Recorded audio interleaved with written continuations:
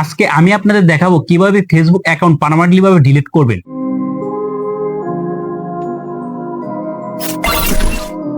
কিভাবে আপনাদের Facebook account permanently ভাবে ডিলিট করবেন আজকে আমি আপনাদের দেখাবো। 2026 সালে ফেসবুক আপডেট আনার পরে আপনাদের আগের নিয়মে কিন্তু পার্মানেন্টলি ভাবে ফেসবুক ডিলিট করা যায় না। ফেসবুক আপডেট আসার পরে এখন কিন্তু নতুন নিয়মে আপনার ফেসবুক অ্যাকাউন্ট ডিলিট করতে হবে, কারণ প্রত্যেক বছরে ফেসবুক কিন্তু আপডেট আসে, সেই আপডেটের সাথে প্রত্যেক সেটিং কিন্তু চেঞ্জ হয়ে যায়, কারণ এটা হচ্ছে ফেসবুকের পলিসি। আজকে আমি আপনাদের দেখাবো কিভাবে ফেসবুক অ্যাকাউন্ট পার্মানেন্টলি ভাবে ডিলিট করবেন। আর আমার চ্যানেলে যারা নতুন প্লিজ সাবস্ক্রাইব করে পাশে বেল আইকন ক্লিক করে আমার সাথে থাকবেন, আর যারা আমার ফেসবুক পেজ থেকে দেখছেন প্লিজ ফলো দিয়ে পাশে থাকবেন। চলুন আমরা ফেসবুক অ্যাকাউন্ট পার্মানেন্টলি ভাবে ডিলিট করি। আমি আমার স্মার্টফোনটা হাতে নিলাম, এখন আমি কি করব, আমি এখন ফেসবুক অ্যাপসে চলে যাব।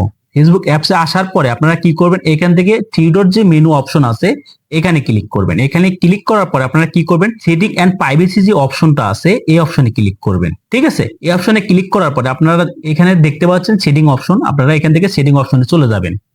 ঠিক আছে, এখানে সেটিং অপশনে আসার পর আপনারা কি করবেন, অ্যাকাউন্ট সেন্টার যে অপশনটা আছে এই অপশনে ক্লিক করবেন। এখানে আসার পর আপনারা কি করবেন, একটু নিচের দিকে চলে যাবেন। নিচের দিকে আসার পর দেখুন এখানে ম্যানেজ অ্যাকাউন্ট যে অপশনটা আছে এই ম্যানেজ অ্যাকাউন্টে ক্লিক করবেন। ঠিক আছে, এই ম্যানেজ অ্যাকাউন্টে ক্লিক করার পর আপনারা কি করবেন, এখান থেকে এইখানে ম্যানেজ যে অপশনটা আছে এই অপশনে ক্লিক করবেন। এই অপশনে ক্লিক করলে এখানে যে তিনটা অপশন দেখাচ্ছে এই তিনটা অপশনের মধ্যে হচ্ছে যে 2 নম্বর অপশনটা আছে ডিএক্টিভ অর ডিলিশন, মানে ডিএক্টিভও করতে পারবেন এবং ডিলিটও করতে পারবেন। এই অপশনে আপনারা ক্লিক করবেন। এই অপশনে ক্লিক করবো, একটু ওয়েট করি।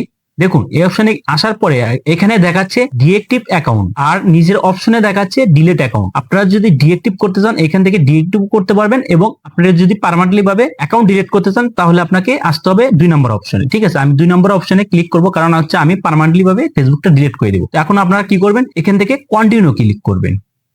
কন্টিনিউ ক্লিক করার পরে আপনার এখানে কিছু অপশন দেখাবে, আপনার এই অ্যাকাউন্টটা কোনো প্রবলেম হয়েছে কিনা বা হ্যাক হয়েছে কিনা সেটা এখানে উল্লেখ আছে, আপনারা সেটা সিলেকশন করে আপনারা এখান থেকে পার্মানেন্টলি ভাবে ডিলিট করতে পারবেন। আমি এখান থেকে I just need a break, আমি কিছুদিনের জন্য এটা ডিলিট অপশনে রাখবো। ঠিক আছে, তো আমি এখান থেকে কি করব, এখানে প্রথম যে অপশনটা আছে আমি এই অপশন সিলেকশন করব। ঠিক আছে, আমি এখান থেকে কি করব, এখন কন্টিনিউ ক্লিক করব। ঠিক আছে, এখানে কিন্তু দুইটা অপশন দেখাচ্ছে, একটা হচ্ছে ইয়েস, একটা হচ্ছে নো।